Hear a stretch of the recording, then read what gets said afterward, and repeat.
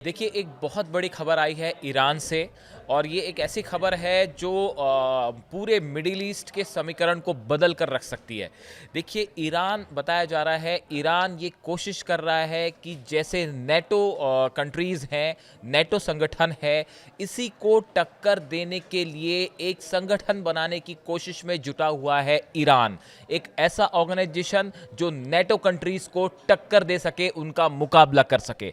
और इसमें बताया जाता है कि 10 देशों को शामिल करने का प्रस्ताव जो है वो ईरान की तरफ से उस पर काम किया जा रहा है। रशिया के साथ, चाइना के साथ, नॉर्थ कोरिया के साथ, ये वो देश हैं जो बताया जाता है कि इस संगठन के कोर मेंबर्स हो सकते हैं। देखिए, अभी हमने देखा जिस तरह से पहले रूस के विदेश मंत्री नॉर्थ कोरिया गए, नॉर्थ कोरिया में उनकी किम जोंग उन से लावरोव की मुलाकात हुई। उसके बाद वो फिर चाइना आए, जहां एससीओ की बैठक होती है। वहां पे ईरान के विदेश मंत्री अब्बास अराक्ची भी पहुंचे थे।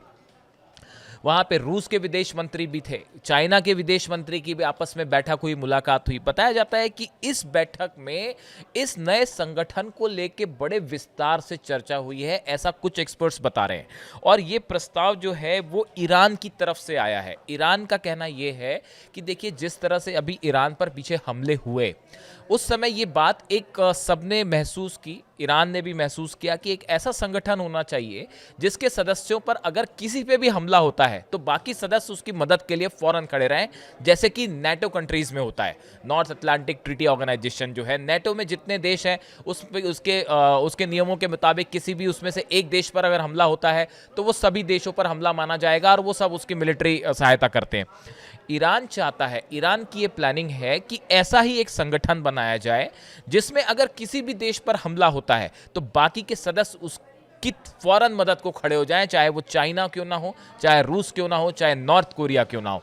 और इसके लिए एक 10 देशों की सहमति बनाने की कोशिश की जा रही है। खबरें ये भी हैं कि रूस इसके लिए तैयार हो गया है, चाइना भी इसके लिए तैयार है और नॉर्थ कोरिया तो ईरान की मदद के लिए पहले से खड़ा हुआ है। इसके बारे में कोई ऑफिशियल जानकारी नहीं है।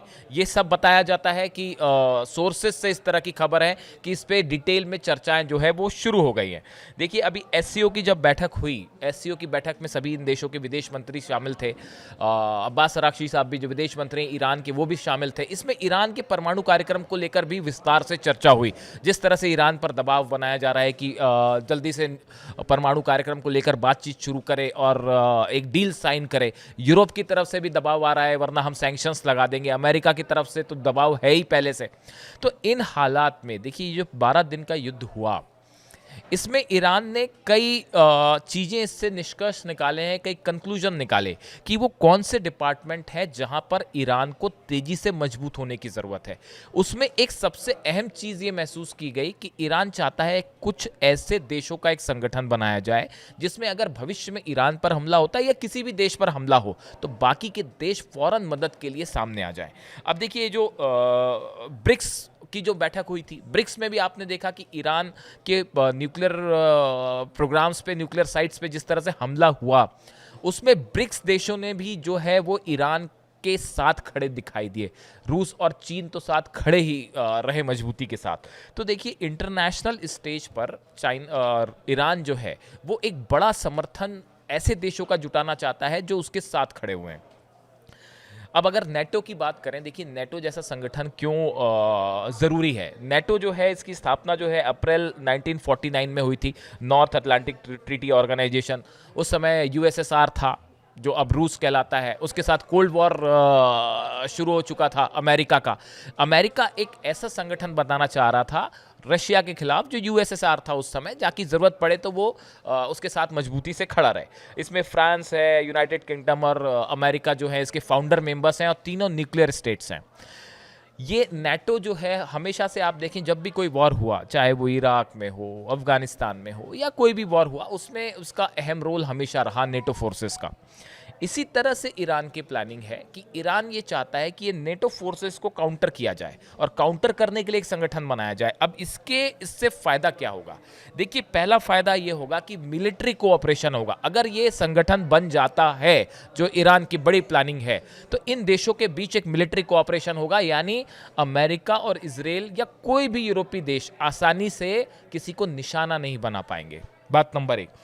बात नंबर 2, अगर हमला होता है और ये देश मिल के मुकाबला करते हैं तो शायद उतना आसान ना हो अमेरिका और इजराइल या किसी भी देश के लिए हमला करना, जैसा इस बार ईरान को निशाना बनाने की कोशिश की गई।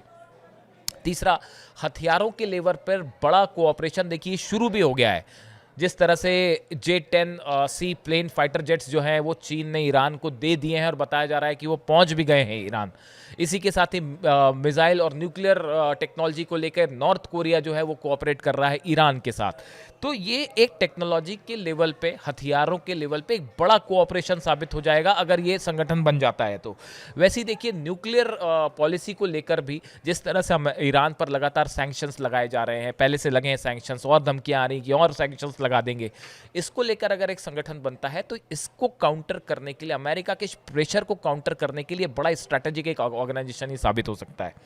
अगर देखें आप कि एकजुटता के लिहाज से, रीजन में हेजेमनी के हिसाब से जो कहा जाता है कि मिडिल ईस्ट में जो है वो अमेरिका या यूरोपियन कंट्रीज जो अपना एक हेजेमनी, अपना वर्चस्व स्थापित करना चाहते हैं, उसको काउंटर करने में ये संगठन बहुत अहम रोल प्ले कर सकता है। और साथ ही व्यापार की दृष्टि से देखिए, ईरान को अभी अपने ऑयल एक्सपोर्ट करने में या ऑयल को बेचने में खासा संघर्ष करना पड़ता है। वो पहले चाइना जाता है, फिर वहाँ से वो प्यूरिफाई होकर इंटरनेशनल मार्केट में गुपचुप तरीके से सप्लाई होता है। अगर ये कंट्रीज एकजुट हो जाती हैं और उनके बीच में ट्रेड कोऑपरेशन भी शुरू हो जाता है तो ईरान के लिए अपने ऑयल को इंटरनेशनल मार्केट में बेचना आसान हो जाएगा। इस लिहाज से अगर ये संगठन बन जाता है, जैसा अब्बास अराक्ची बताया जाता है, विदेश मंत्री जो है वो कोशिश में लगे हुए हैं इसकी और कई देशों से चर्चाएं हो रही हैं, तो ये एक ईरान का इंटरनेशनल कम्युनिटी पे बड़ा कमबैक होगा। अपनी लिजिटिमेसी बढ़ाने के लिए, अपने परमाणु, पीसफुल परमाणु कार्यक्रम के लिए, जैसा वो दावा कर रहा है कि भाई हम कोई न्यूक्लियर बम नहीं बनाना चाहते, हम पीसफुल उसके लिए, न्यूक्लियर एनर्जी के लिए हमें कार्यक्रम चाहिए, तो इंटरनेशनल फोरम्स पे ईरान को समर्थन प्राप्त करने में, हासिल करने में भी ये संगठन एक बड़ी भूमिका निभा सकता है। तो अब देखना यह है कि आने वाले वक्त में किस तरह से ईरान क्या इस अपने उद्देश्य में कामयाब हो पाता है। चाइना कितनी मदद करता है, रशिया कितनी मदद करता है, रूस और अमेरिका के बीच में भी आजकल संबंध ठीक नहीं चल रहे हैं।